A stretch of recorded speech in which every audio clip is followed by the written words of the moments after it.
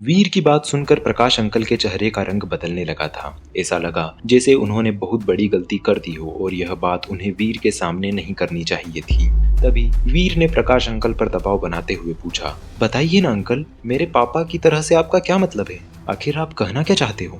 तब प्रकाश अंकल ने थोड़ा हिचकिचाते हुए कहा, वीर, दरअसल बात कुछ ऐसी है कि तुम्हारे पिता भी म्यूटेंट जोन पर मिशन पर ही काम किया करते थे। वह बहुत ही अच्छे और ताकतवर एलिमेंटल यूजर हुआ करते थे।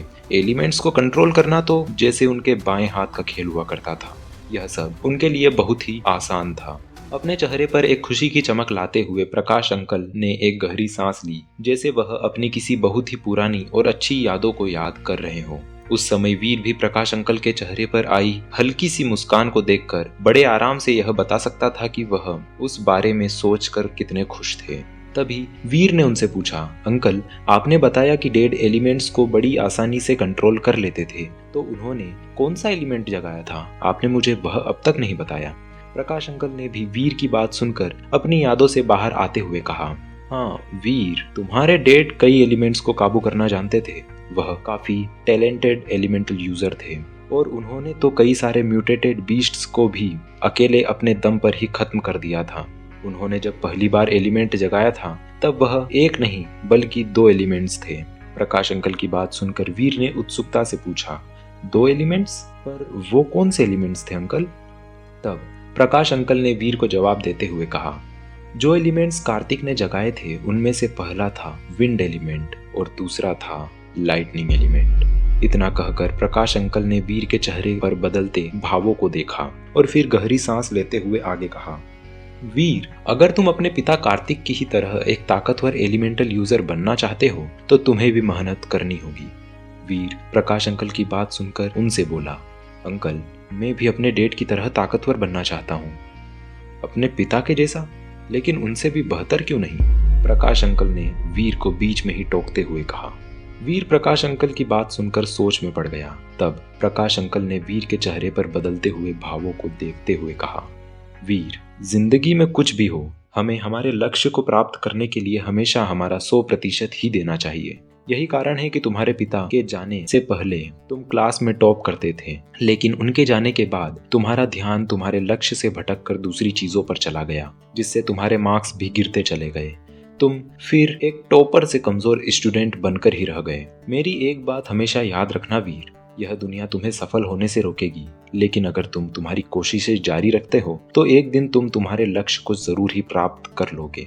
वैसे भी यह तो दुनिया का नियम है कि लोग सफल लोगों के पीछे ही घूमते हैं, लेकिन वह दूसरे लोग जो सफल होने के लिए कोशिशें करते हैं उन्हें लगातार पीछे खींचते रहते हैं और उन्हें उल्टी सीधे बातें बताकर उनका आत्मविश्वास कम करते रहते हैं। दुनिया बहुत खुदगर्ज होती है, इसीलिए आजकल सभी लोग सफल लोगों की सफलता को ही देखते हैं, लेकिन उन्होंने सफल होने के लिए जिन मुसीबतों और असफलताओं का सामना किया है उसे सब नजरअंदाज कर देते हैं और उनकी सफलता को भी वह किस्मत का टैग दे देते हैं।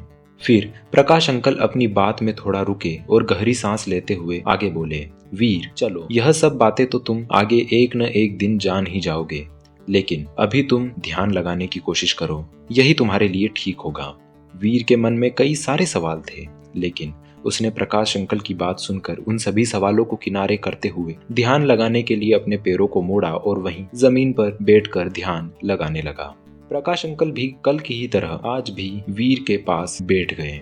कुछ देर बाद वीर के शरीर के आसपास हवा की गति थोड़ी तेज होने लगी और वह धीरे धीरे वीर के आसपास घूमने लगी। उसे देखकर ऐसा लग रहा था कि जैसे हवा वीर के आसपास नाच रही हो। धीरे धीरे वीर के कपड़े हवा में फड़फड़ाने लगे थे। वहीं प्रकाश अंकल वीर को देखकर खुश हो रहे थे। उन्हें ऐसा लग रहा था कि वीर ने अपनी एलिमेंटल पावर्स को जगा लिया है और वीर ने जो एलिमेंट जगाया था वह विंड एलिमेंट ही था। लेकिन तभी प्रकाश अंकल ने कुछ ऐसा देखा जिससे उनकी आंखें खुली की खुली रह गई। प्रकाश अंकल ने देखा कि जहां अभी वीर के पास विंड एलिमेंट घूम रहा था, वहीं हवा में उसके साथ कुछ स्पार्क्स होने लगे थे। वह स्पार्क्स लाइटनिंग एलिमेंट के थे, जो आधे पर्पल रंग के थे तो वहीं आधे सफेद रंग के साथ चमक रहे थे। तकरीबन आधे घंटे बाद वीर ने अपनी आंखें खोली और वीर ने देखा कि प्रकाश अंकल उसके सामने ही बैठे हुए उसे एकटक देखे जा रहे थे। तब वीर ने उनसे पूछा, अंकल, क्या हुआ? तब प्रकाश अंकल ने तुरंत ही वीर को गले से लगाते हुए कहा, वीर बेटा कॉन्ग्रेचुलेशंस, तुम तुम्हारी एलिमेंटल पावर्स को जगाने में सफल रहे हो।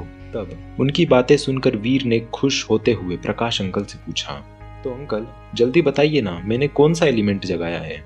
तब प्रकाश अंकल ने पहले वीर को काफी गर्व के साथ देखा। इस समय उनकी आंखें हल्की नम हो गई थी, न जाने क्यों, पर उन्हें इस समय वीर में उनके सबसे अच्छे दोस्त कार्तिक की ही छवि दिखाई दे रही थी। फिर उन्होंने एक गहरी सांस लेकर खुद पर काबू किया और अपने चेहरे पर बड़ी सी मुस्कान लिए वीर से कहा, वीर तुमने विंड और लाइटनिंग एलिमेंट जगाया है।